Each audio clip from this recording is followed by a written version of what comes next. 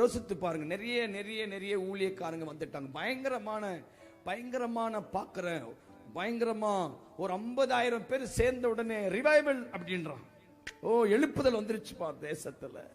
50,000 பேரை கூட்டி ஒரு ஒரு ஒரு ஊழியக்கார் பேசும்போது எழுப்புதல் வந்துருச்சுப்பா கூட்ட தேசத்துல அப்படி சொல்லி நம்மள மயக்கி மயக்கி மயக்கி 145 கோடி மக்கள் எங்க 50,000 பேர் சபையில சேர்றது என்ன?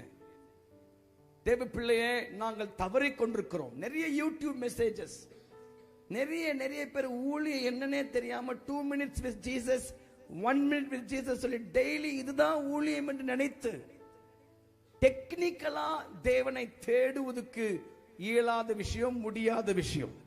நான் அப்பப்போ போனா சொல்லுவேன், இந்த கேட்பரி சாக்லேட்டை பார்த்திருக்கீங்களா? கேட்பரி சாக்லேட் அட்வர்டைஸ்மெண்ட் பார்த்திருக்கீங்களா? அந்த அட்வர்டைஸ்மெண்ட்ல touch me, kiss me, touch me, அதை பார்க்கும்போது நான் டிவிக்கு வெளியே உட்கார்ந்துட்டு இருப்பேன். அந்த கேட்பரிஸ் திங்கும் போது எனக்கு வாய் ஊறும், ஆனா அந்த கேட்பரிஸ் சாப்பிட முடியாது. இப்ப நாங்க எப்படி ஆயிட்டோம், வீட்டுக்குள்ள இருக்கிற இயேசு வேணாம், எனக்கு யூடியூப்ல இருக்கிற இயேசு தான் வேணும்னு பிடிச்சிக்க ஆரம்பிச்சிட்டோம். பாருமா, சாப்பாடு ஆன்லைன்ல ஆர்டர் பண்றீங்க, சாப்பாடு வந்துடும். படிப்பு ஆன்லைன், வேலையும் ஆன்லைன், கல்யாணம் மட்டும் ஆன்லைன்ல பண்ணக்கூடாது.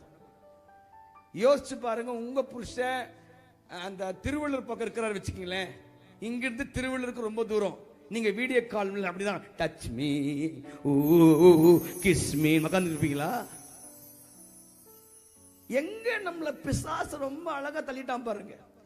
ஒரு வாலிப பையன் இரவு ஜெபத்துக்கு வந்து தொடப்பட்டான், ரட்சிக்கப்பட்டு அப்படியே பின்மாற்றத்தில் போய் அதன் பிறகு தொடப்பட்டு அவர் ரொம்ப மாற்றம். அவன் ரட்சிப்புக்காக அவங்க பாட்டியம்மா பயங்கரமா ஜெபம் பண்ணிக்கிறாங்க. எப்ப ஜெபம் பண்ணாங்க?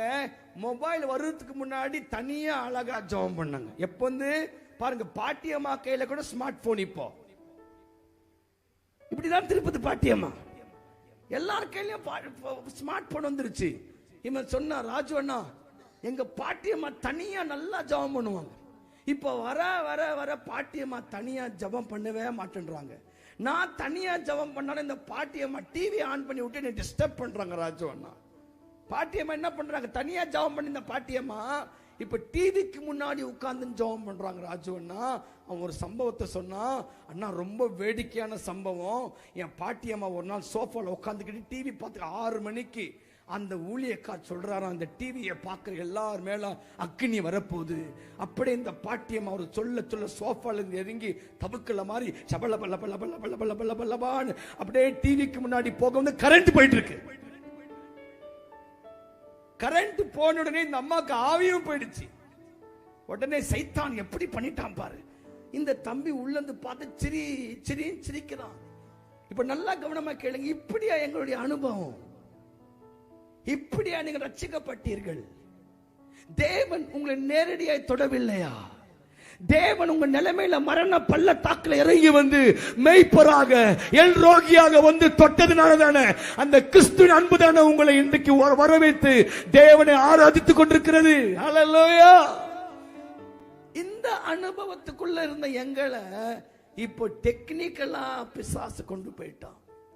கிறிஸ்துவோட ஐக்கியமா இருந்த எங்களை இன்னைக்கு அந்த ஐக்கியத்துக்குள்ள இல்லாமலே யாரோ ஒருத்தர் பேசணும், நீங்க உட்கார்ந்து கேட்கணும்.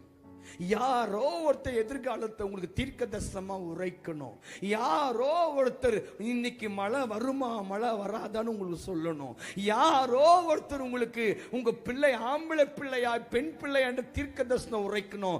யாரோ உங்களுக்கு முதுகு வலி வரும்போது அங்க சுகத்துக்கு போய் ஜெபித்துக் கொள்ளணும். இது ஆண்டவர் அறியாத கூட்டத்துக்கு பரவாயில்ல, ஆண்டவர் அறிந்த கூட்டங்களும் நீங்களும் இன்னைக்கு தேவன் உங்கள் தகப்பன் நீங்கள் கூப்பிட்டால் இறங்கி வருவார், உங்கள் ஜெபத்தை கேட்பார், உன்னையோடு பேசுவார் என்ற அறிவு இல்லாமல் போயிட்டோ தேவ பிள்ளையே. அதனால என்ன ஆயிடுச்சு? ராஜபதி என்ன ஆயிடுச்சு? தேவ திட்டம் உங்க வாழ்க்கையில நீங்கள் செய்ய தவறிவிட்டீங்க. You have lost and forgotten the will of God in your life. உன்னுடைய வாழ்க்கையில தேவ திட்டத்தை நீங்கள் மறந்து விட்டீங்க.